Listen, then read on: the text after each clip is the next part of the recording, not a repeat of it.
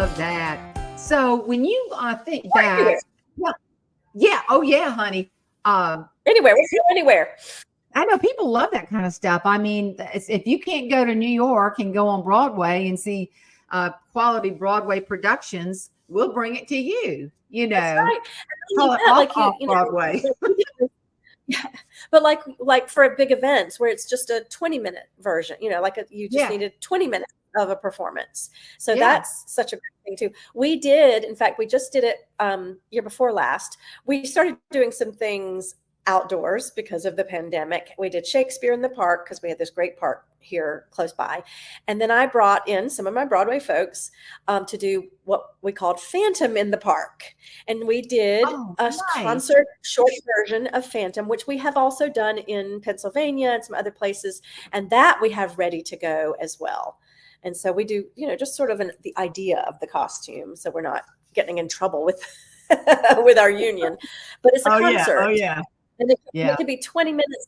And the version I just did a couple of years ago, I also used some local people in the ensemble so that they could also be involved. And we could do that with schools, with colleges, where maybe a music director, choral director could have the music ahead of time and have local students join us in some of the music. Oh, I I would love love that. to do that. So take me. I want to go back to Broadway and take me. What was your Me too. favorite? I mean, of all the stuff that you've done, of all the many times you've been on Broadway, if you could say this was my absolute favorite, would it be the Phantom of the Opera? Would it be that? Well, it would be my opening night as Christine because of Yeah. a few things. My grandmother was able to go, and she was Oh, not wow. she wasn't doing really well at that time, but she got to see me. It was oh gosh, I'm going to date myself now. It was March of 1995 where I made my Christine Broadway debut. And the other thing is, people don't really realize this. When you rehearse as an understudy, you don't Hmm. get to rehearse with the full orchestra or everybody in their costumes. You're in your Yeah. costume. Maybe your partner, like the Raoul or the Phantom, was in costume. Like I had to do things with the mask, had to have that. But you don't until you go on in front of a Broadway audience. You've never done it fully with the orchestra. You've never maybe even like, done it with the full cast. So you're just like, wow, that's how that works. Okay. Oh, that's how lighting. You don't get lighting at a rehearsal. It's so interesting unless you're original cast, and that show had already been going on for 7 years before I came in. So that night, that's my most memorable night as far as my New York, I guess, experience. And I guess my other most memorable New York experience, not Broadway, was that my son was born in New York City. So Oh, that was that my is so biggest sweet. production. Have you ever met Andrew Lloyd Webber? Yes, I actually met him in Switzerland. So I did the show in Switzerland, Das Phantom der Oper, although we did 2 a week in English and 6 a week in German. And so I I don't met see him at the how you did that in another language. I'm just blown away by that. Zärtlich wie an einen Traum. That's Think of Me in Oh, German. So, but I had studied opera, as you remember. So if you're a music major, voice major, you usually they usually require you to study German, French, and Italian because yes. the bulk of the repertoire of opera, the bulk of it, there's Czech, there's Russian, there's a lot of other languages that opera has, opera composers, but the bulk of the composers wrote in German, French, Italian, and English. So you Right. were required. So I had German, a decent German background. So I Mhm. wasn't that scared about it because I had done it before, but I had already done the show for a year in English. So I had choreography and things embedded in my brain on this lyric, so that was tough. There were a few of us who had that same situation.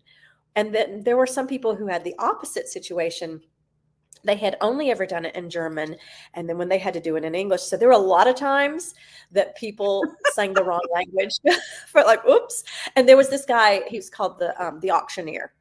At the very beginning of the show, they're auctioning off items from the opera, right? And the auctioneer has the first word in the show, and it's either, he's got a gavel, right? It's either gavel sold or gavel verkauft. So we would be backstage listening. All right, yes, we're in German today, everybody. And there was a time I came home for Christmas, and I was so lucky I got this put in my contract. By that time I was a little bit more savvy, and I knew I'm gonna put this in my contract. So I got to come home for Christmas.